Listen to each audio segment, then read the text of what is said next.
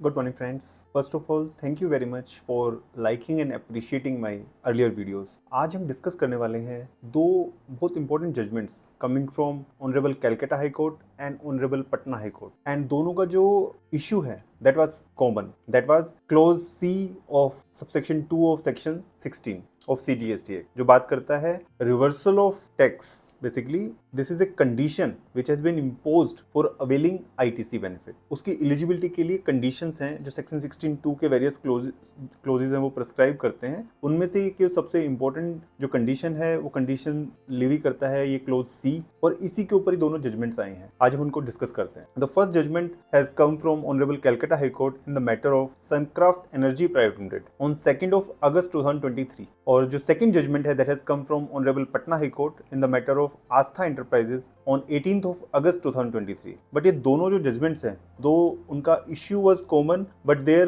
outcome is entirely different. पहले हम दोनों का जो facts हैं वो एक बार समझ लेते हैं. दोनों के facts are more or less similar कि जो purchaser है उसने गुड्स या सर्विस लिए हैं from the supplier against a tax invoice और उसकी जो पेमेंट है that has been done through banking channels और उसका जो जीएसटी है जो कंसिडरेशन है वो उसको पे किया हुआ सप्लायर को और वो रिफ्लेक्ट हो रहा है उसकी बैंक स्टेटमेंट के अंदर दैट इज देयर. और उसके अलावा जो डिलीवरी है और जो मूवमेंट ऑफ गुड्स है उसके supporting documents are also available in the both the cases.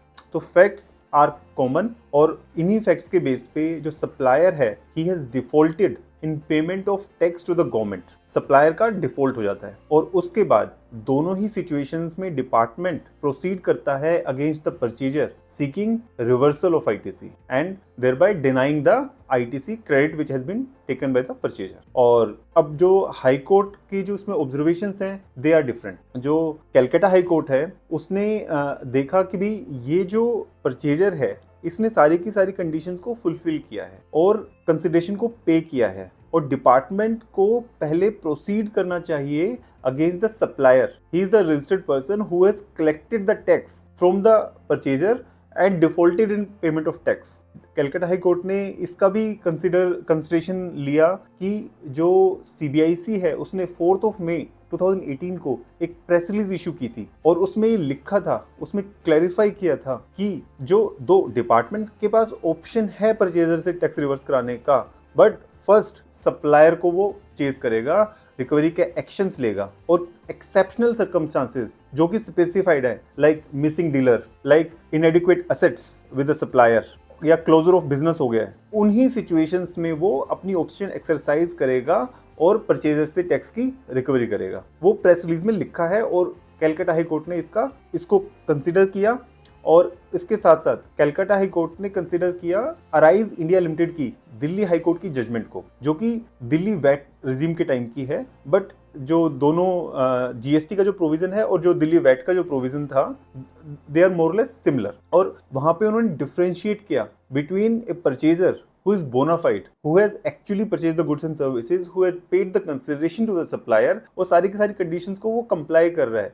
That bona fide purchaser cannot be equated with a purchaser who is in collusion with the supplier, who are trying to defraud the revenue. तो दोनों ही cases को differentiate करना पड़ेगा. ये arise India limited में Delhi high court ने judgement दिया था और जिसके अगेंस्ट जो एसएलपी डिपार्टमेंट ने फाइल की थी before honourable supreme court that was dismissed at that point of time. और based on that Calcutta high court ने कहा कि department should first proceed against the supplier और जो डिपार्टमेंट ने ऑर्डर्स पास किए थे denying the ITC benefit to the purchaser उसको उन्होंने डिसमिस कर दिया था. लेकिन जो पटना हाई कोर्ट है पटना हाई कोर्ट के अंदर के जो ऑर्डर हैं उसमें उन्होंने देखा कि जो डीवाई बीथल का मद्रास हाई कोर्ट का जजमेंट था उसमें इस सेक्शन 16(2)(c) के ऊपर स्पेसिफिकली बात नहीं हुई थी क्योंकि जो पिटिशनर है जो परचेजर है उसने ये पर्टिकुलर मद्रास हाई कोर्ट की जजमेंट को कोट किया था और पटना हाई कोर्ट ने उस जजमेंट से डिफरेंशिएट किया कि दैट डीवाई बीथल जजमेंट के अंदर भी ये बोला गया था कि पहले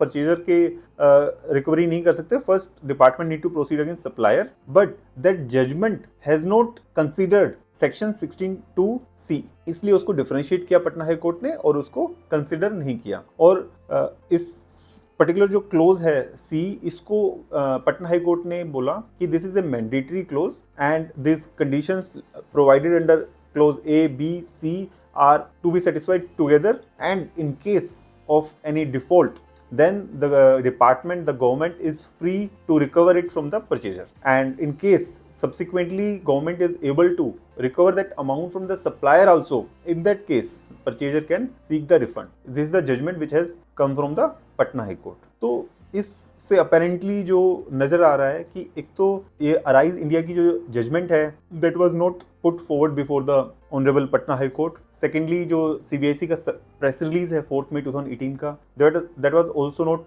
शोन और provided before the high court, and ये दोनों ही कोर्ट ने कंसिडर नहीं किए while passing the judgment. और वैसे भी ये जो differentiation है between bona fide purchaser and mala fide purchaser, that has to be carved out, because a provision of law can't equate everybody. In case somebody is defrauding the revenue, then obviously you can first department can just go and grab that person. But in case I am a bona fide purchaser and the supplier has defaulted, I have even paid the tax along with the consideration to the supplier, and supplier is a registered person, then department should not be in a hurry to just catch hold of the purchaser. It should take all possible measures for recovery of tax from the supplier, and in case of exceptional circumstances, then obviously they are free to come back and recover the tax from the purchaser. और इस point के ऊपर जो clarity है finally obviously वो that shall come once this matter reaches apex court and honorable